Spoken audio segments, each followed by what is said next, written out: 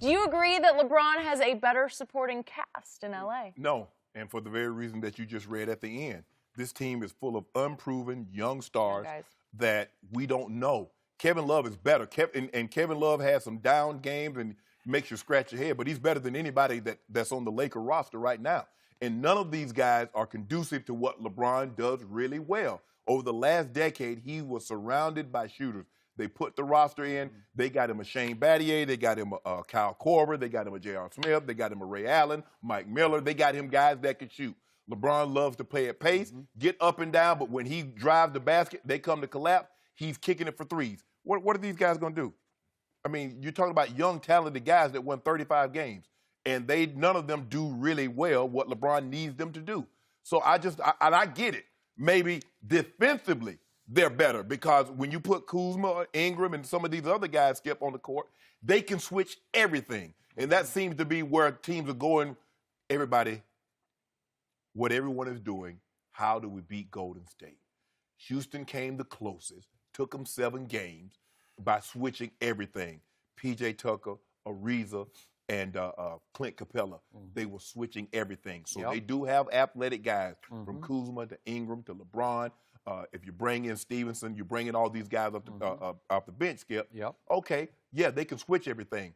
But just looking at it, oh, well, they're younger. I mean, they got a bunch of guys under 25. What does that prove?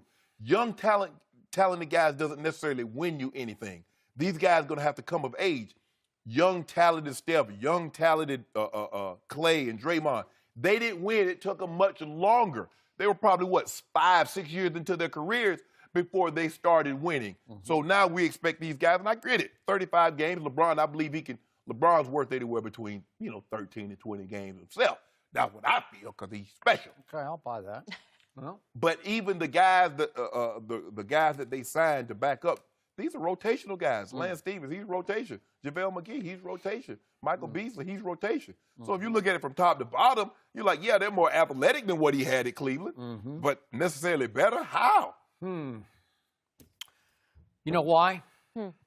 Because this Lakers roster has more upside. I know what the Cleveland roster is, and I agree with your take. It was pretty good, but it was what it was and is, right? Like it's not going to get – there's no more upside to all these guys LeBron was playing with a year ago, right? There was no crashing through the ceiling. They had bumped their heads on the ceiling. They had bumped their heads on the ceiling, and it was a pretty high ceiling. Obviously, they needed LeBron to be the sun to all their moons. But in this case – this team not only has more upside, I think this team has more, as Rondo said yesterday, there's more dog in this team. There's more fight in this team. There are more guts in these players, I believe, than what LeBron had last year. And ultimately, that's going to cost you if you don't have a lot of dogs around. I mean, dogs in a good way.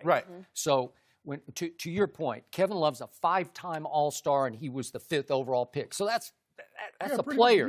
That's a co-star. Not in LeBron's realm, but that's somebody you should be able to count on. And even in that game one, the game that should have been, Kevin Love was 21-13 in the game one of the finals last year at Oracle.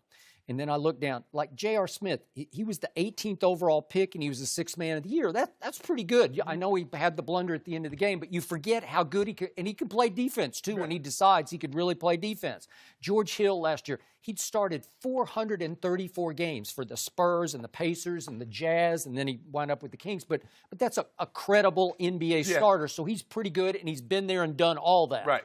And then Jeff Green was the 5th overall pick, and in recent as 2014, he averaged 17 a game for the Celtics. Tristan Thompson, they gave him his money because he can give you 12 and 9. He's just a relentless offensive rebounder. Well, he was the 4th overall pick. Okay, so we're saying we know what they are. Kyle Korver is the 6th best three-point shooter in the history of the league. Well, that's pretty good. He did make an All-Star team with Atlanta. Larry Nance, they just gave him a big new deal yesterday. 4 years, $45 million. Is he worth it? Yeah, he's pretty good. A big energy, offense, big athlete.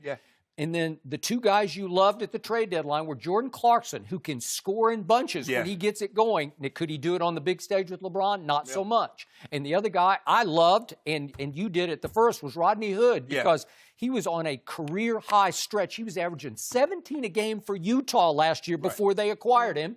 And He's making 39% from three, and he'll defend because he's like 6'8" with long arms. So again, could he do it before he got to Cleveland? Before you put him on LeBron's stage, he was really good. Yes. He was good on the Utah stage. A little tricky to coach and whatnot, but he didn't live up to what we thought he might be. But I've just outlined a team there. That's a pretty good supporting cast. But how tough mentally is that supporting cast? Well, it was tough enough that when LeBron went for 51-8-8 in Game 1 at Golden State, they had the basketball with a chance to win the game at the end of regulation. Right. So that's how good that roster was. Because you can't tell me it's a bunch of junk if you can do that to Golden State in Game 1. Well, that's my argument I'll be telling you about Tom Brady. Yeah. You can't say he has a bunch of junk when he continuously get the AFC Championship games and Super Bowl. But what J.R. Smith did is that virtuoso that LeBron had painted, the Mona Lisa, J.R. Smith took a Sharpie and drew a mustache on it. That's what he did at the end of the game. No, you know why? Because it was a bogus Mona Lisa already. No, it wasn't. It was a counterfeit Mona Lisa. It's priceless. No, it was counterfeit because Mona Lisa had the basketball in his hands, right?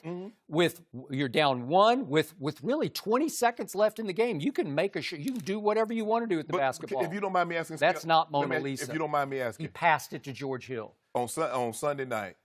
Tom Brady leads his team down. Gus Kowski